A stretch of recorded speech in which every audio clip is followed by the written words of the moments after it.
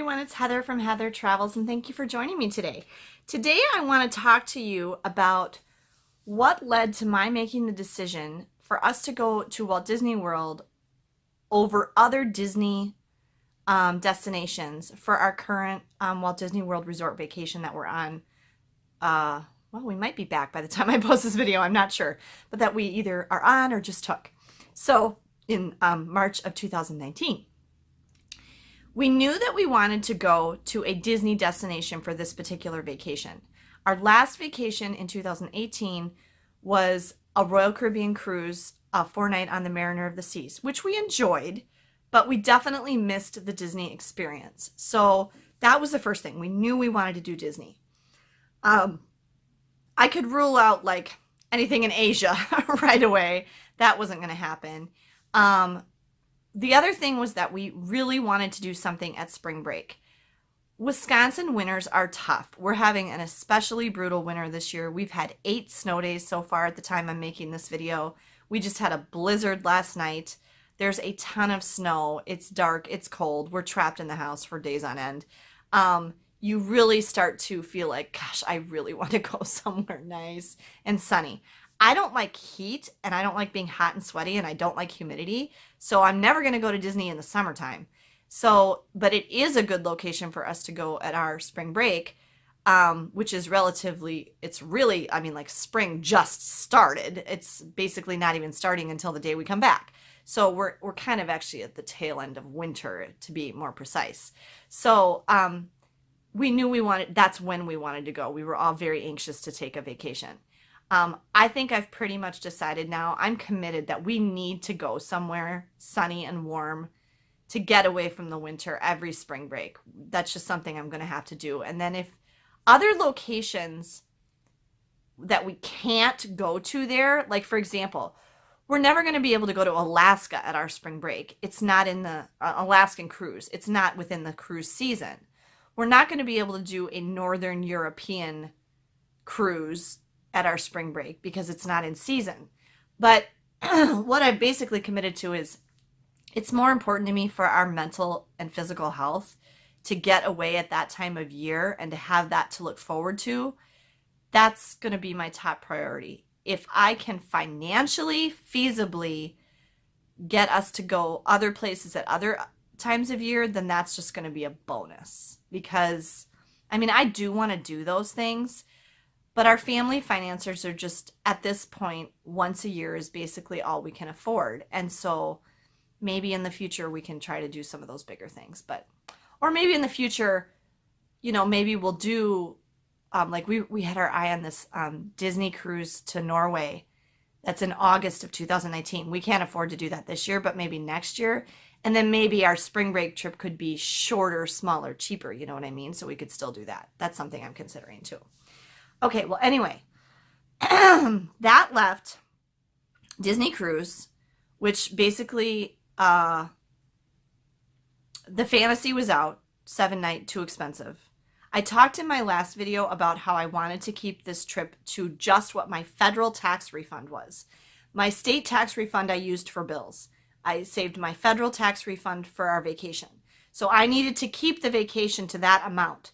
So I had that dollar amount in mind, and anything that was over that was automatically eliminated. Okay, so when I looked at Disney cruises, which was a possibility, the Disney Dream, because we were booking so late, I could have done a 3-night, but the 4 nights, they were pretty booked up. They were too high. I could have done a Magic or a Wonder, which I considered. And I could not have done the Fantasy. That was too expensive. I decided not to do a cruise because our last 2 vacations were cruises. We did a cruise in 2018. We did a cruise in 2017. It's been 4 years since we've been to a Disney park. It's been 7 years since we went to Disneyland in California.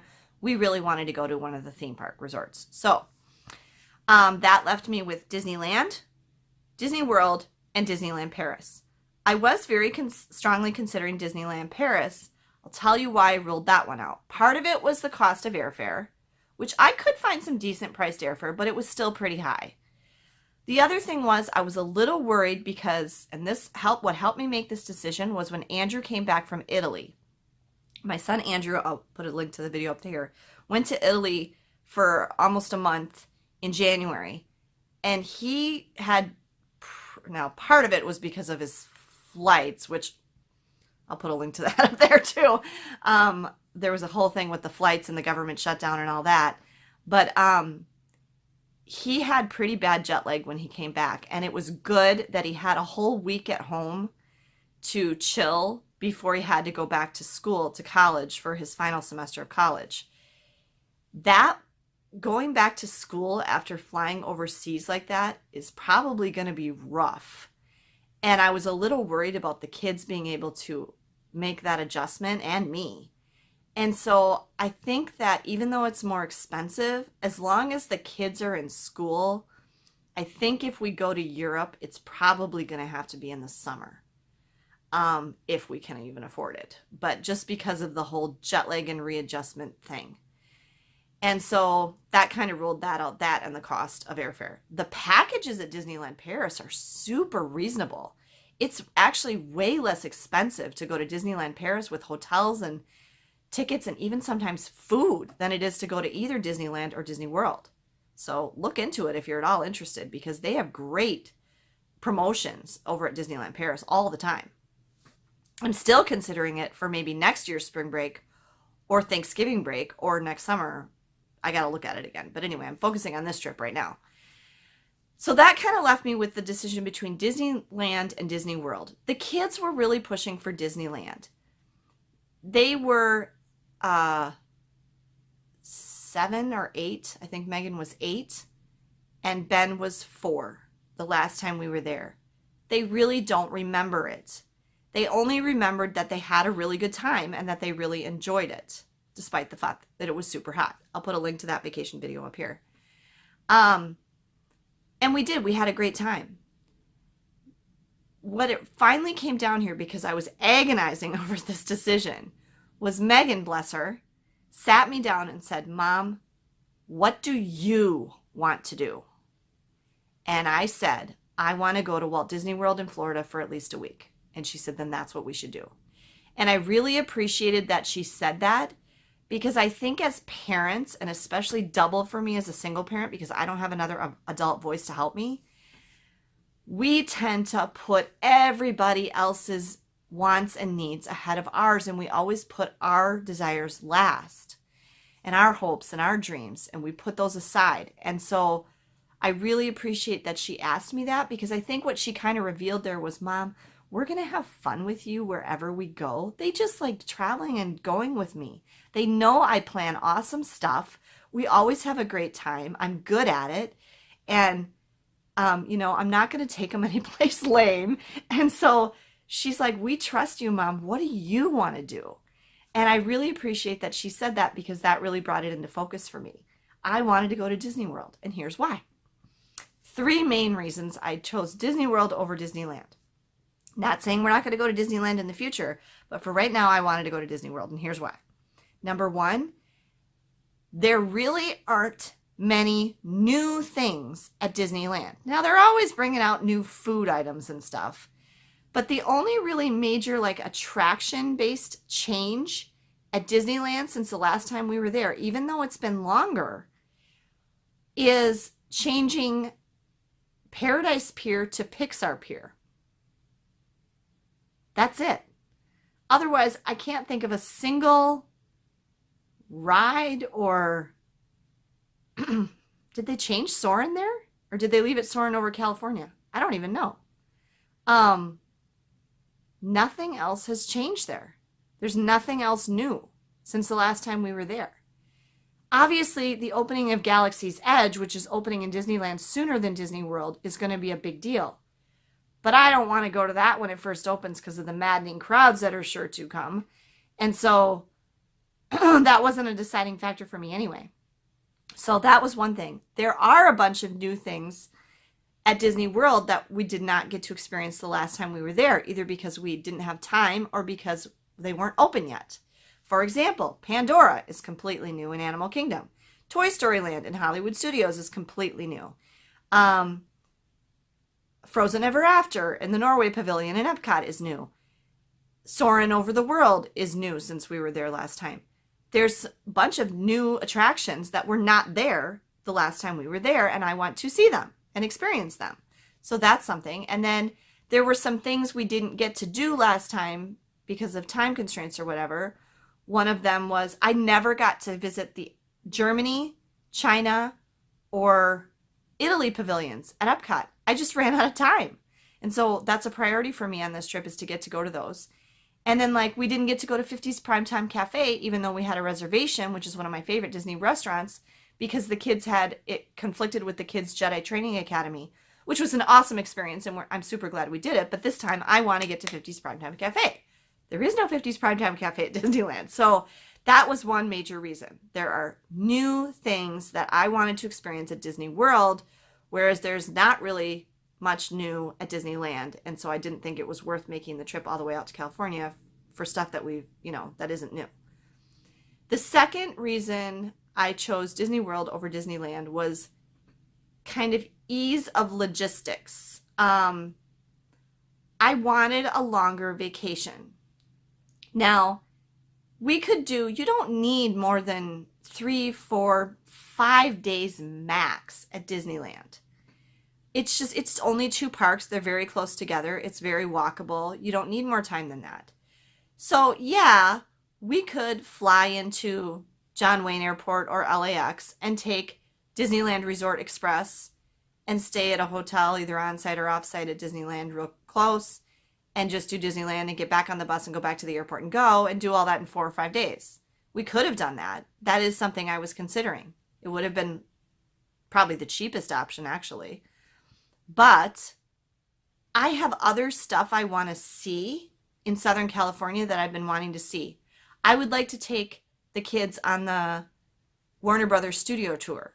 I would like to take the kids to Griffith Park and Griffith Observatory. I would like to take the kids to the Getty Museum. I would like to stay in the Queen Mary in Long Beach and go to the aquarium in Long Beach. I was very strongly still considering, also including a day at Legoland in Carlsbad, which is, between LA and San Diego. I was considering that. I've kind of ruled that out now because Ben's sort of off Legos. Well, he's basically off Legos. And also, Megan said, and Tim Tracker kind of confirmed this in one of his videos, I don't think you and I'll fit in most of the rides. So, and I think she's right. Yeah, you really need to take your very young kids to Legoland. So anyway, I just feel like if I was going to make it a longer vacation at Disneyland, I was going to have to rent a car and add some of those things. And so I kind of feel like all of that is a whole nother trip for another time. Maybe with Disneyland, maybe not. One of the things I am considering is sometimes the Disney Wonder, including on midway through our spring break next year in 2020, the Disney Wonder goes out of San Diego. I am considering possibly combining a few days at Disneyland with a Disney Wonder cruise out of San Diego. That might be kind of cool. That would kind of be like doing Disney World combined with the Disney cruise out of Port Canaveral, which I've also considered doing. So, I remember something I was going to say in the last video that I forgot. I don't know if this is the thing that I forgot if you watch it, but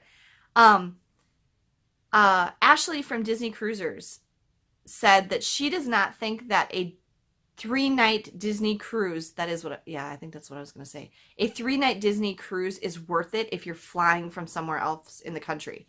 If that's all you're going to do is just the 3-night cruise, that it's not worth doing only a 3-night cruise. And I think she's right. She said it is worth it if you're tacking it on with a stay at Disney World as well. But if you're just going for she said, wait, save your money a little bit, do at least the 4-night. And I think she's right. I've never actually done a 3-night cruise. Andrew did a 3-night cruise on Royal Caribbean on one of his music trips. But I mean, that's kind of a whole different thing. So, yeah, I think that's one of the things I forgot to say in the last video on how I save money. But that kind of went into my deciding factor of ruling out Disney cruises too. Because we could have afforded a 3-night on the Dream for this vacation, but because of that, because I don't think just doing a 3-night is worth it. And again, like I said, I wanted a longer vacation. I kind of ruled that out too. And so logistics wise, going to Disney World is just simpler because I can fly there on a nonstop flight. I can get on Disney's Magical Express, which is free. I can go to my on-site resort, and then I have Disney World transportation, and I don't have to mess with a car and mess with driving and mess with how am I paying for that. Now I got to deal with gas and LA traffic and all that stuff. I just didn't want to deal. I didn't want to deal with that. And so logistically, I find Disney World to be easier when you're flying there. That was the second reason. So reason number 1 was because new stuff. Reason number 2 was logistically it's easier for me. And reason number 3, food. Disney World has better food. Okay, not necessarily better tasting, I don't know. They just have more of it. Disney World is bigger. They have more variety. They have some awesome restaurants at Disney World. And they really have a variety of things to try. They have many more table service restaurants. I remember at Disneyland being really kind of disappointed with the food experience. It's really just all quick service theme park food. There's very few sit down restaurants, and even in downtown Disney we had trouble finding places that we wanted to eat. And vacation for me, I hate cooking. I hate it. It is one of my absolute least. I don't understand people who love cooking. I don't. I absolutely hate it. I hate cooking. I hate trying to figure out what my kids will eat. I hate trying to plan it. I hate everything about it. I hate going to the grocery store. I absolutely hate cooking. I like eating, but I don't like any of the process of getting to the eating. I really wish I had a personal chef. So a big part of vacation to me, that's why I don't understand the people who get like a villa and cook all their meals. Ugh, I don't want to do that. It's not a vacation for me. Or people who camp and you have to cook all your meals. It's not a vacation anymore. Now it's work. I don't want to do that. I don't want to cook. So I don't want to think about what to cook. I don't want to have to plan what to cook. I don't want to cook. If I have to cook, it's not a vacation anymore. So a big part of vacation for me is, I don't have to cook. Yay! That's like one of my favorite things. So I would rather have nice meals that do not involve me having to cook. That is one of the biggest aspects of vacation that I enjoy. That time sitting together with my kids and getting to talk to each other and enjoying a meal that was absolutely stress-free for me because I didn't have to think about it. So that is a big reason that I chose Disney World over Disneyland. And I just remembered what the other thing was from the video. Sorry, folks, if you watched my How Did I Save Money on This Vacation video, one of the things I left out, so, I mean, I've even been sitting here mentally thinking, should I go back and add it to that video? But I'll just say it right now. We did eliminate some of our table service restaurants reservations. We decided we don't need to have a table service reservation every day. When we decided that we're not going to do some of those restaurants that we don't really think we would like anything on the menu there, we eliminated some. So I think we only have 4 table service reservations at this time. That's going to save us a big chunk of money. But I will say, even the quick service, I think, at Disney World is better than at Disneyland. I just feel like there's more options, more choices, and more variety of food you can get. There's some really good quick service restaurants at Disney World. If I can find it, one of the videos I just watched recently that reminded me of this is DFB, Disney Food Blog, did a video on Disney World quick service restaurants that are better than table service. So I'll link that up there if I can find it. And I just think the food overall at Disney World, you just have so many more options and there's so much good stuff. And I didn't want to miss out on that. So those are the reasons that I chose Disney World for this vacation. And hopefully that is helpful to you because it'll help you decide which might be better for you too. I did talk in my favorite trips Disneyland video about some of the other differences between Disneyland and Disney World if you're debating and trying to decide which is best for your family. Check that video out because that should be really helpful to you. So thank you guys again for joining me for this video today. And I hope you look forward to all of my Disney World trip vlogs that are going to be coming up. And safe travels, everyone. We can make a wildfire getaway.